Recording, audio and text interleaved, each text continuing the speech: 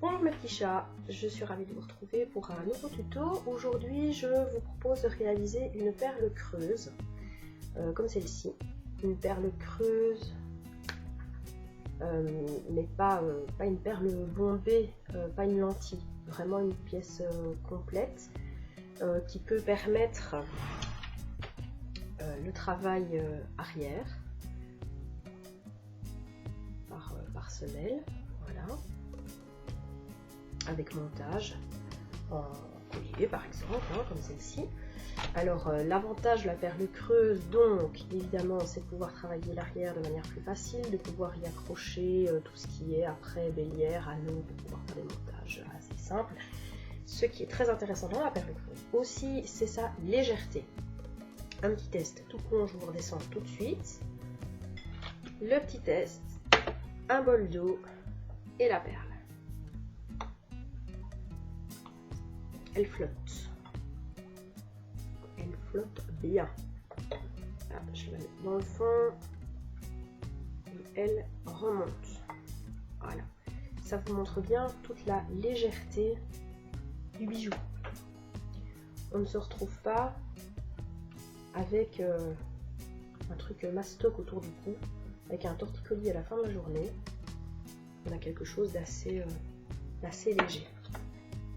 Alors pour cette perle, le tuto d'aujourd'hui sera vraiment basé sur la perle creuse en tant que telle, pas sur la déco de la perle creuse. J'ai rien inventé, j'ai suivi le tuto de Ludmila Bakulina sur la labradorite. J'ai juste adapté, j'ai pris les couleurs qui me plaisaient à moi et voilà, mais sinon c'est vraiment son tuto à elle qu'il faut suivre pour tout ce qui est déco de la perle. Je vous mettrai le lien de sa vidéo. Donc aujourd'hui vraiment ce n'est pas je ne vous explique pas comment arriver à l'effet aubergine mauve de la déco. C'est vraiment sur l'aspect bombé et léger du bijou qu'on va travailler aujourd'hui. Nous allons commencer par travailler la partie arrière plate de la perle. Pour ce faire, j'utilise une plaque de pâte Burke passée au cran 3, ni trop fin pour pouvoir garder quelque chose de non déformé, mais pas trop gros non plus pour garder la légèreté de la perle.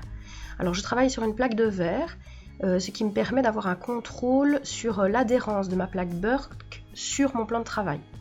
Donc en fait il faut absolument enlever toutes les bulles d'air qui peuvent exister. Donc comme on voit ici, ça doit adhérer complètement. De nouveau on va faire un appel d'air, on risque de tout déformer s'il reste la moindre bulle. Alors ensuite je travaille la partie bombée, donc je choisis une plaque décorée, donc ici une plaque Ludmila Bakulina labradorite. S'il y a des rectifications à faire, des détails, des soudures, enlever des irrégularités, des saletés, c'est maintenant qu'il faut le faire. Après, on ne travaillera plus du tout cette partie-là tant que la perle ne sera pas cuite, au risque de déformer le bombé. Alors je vais choisir deux emporte-pièces de même forme, mais de taille légèrement différente. Donc ici, je vais prendre deux cercles, le plus grand de ma série et le juste plus grand en dessous.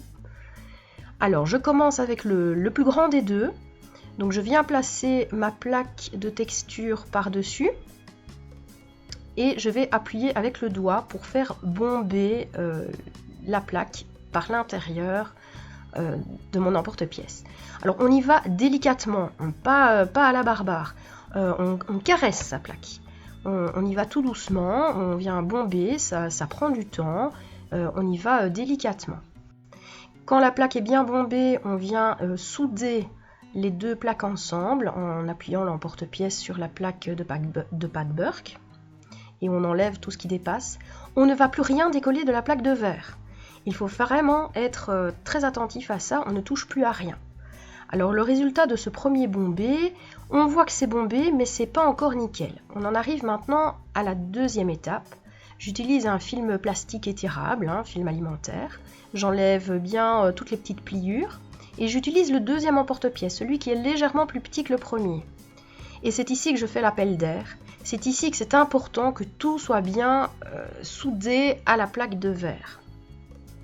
Donc on appuie bien, on tourne un peu pour enlever toutes les irrégularités qu'il pourrait y avoir au niveau de la découpe. On enlève de nouveau ce qui dépasse.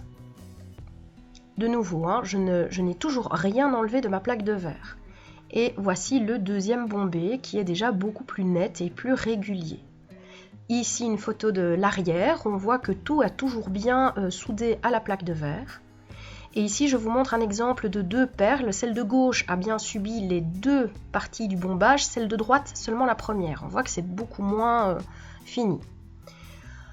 Petit travail chiffonnette. Et alors après cuisson, ici je vous montre, celle de gauche était une plaque qui avait vraiment bien adhéré à la plaque de verre. Celle de droite, il restait des bulles d'air. Ça a complètement déformé la chose. Alors évidemment c'est récupérable, on peut toujours travailler, moi c'est mon cas, sur semelle. Mais bon, c'est quand même plus simple quand le travail de base est plus net. En espérant que ce tuto vous sera utile, je vous dis à bientôt. Au revoir mes petits chats.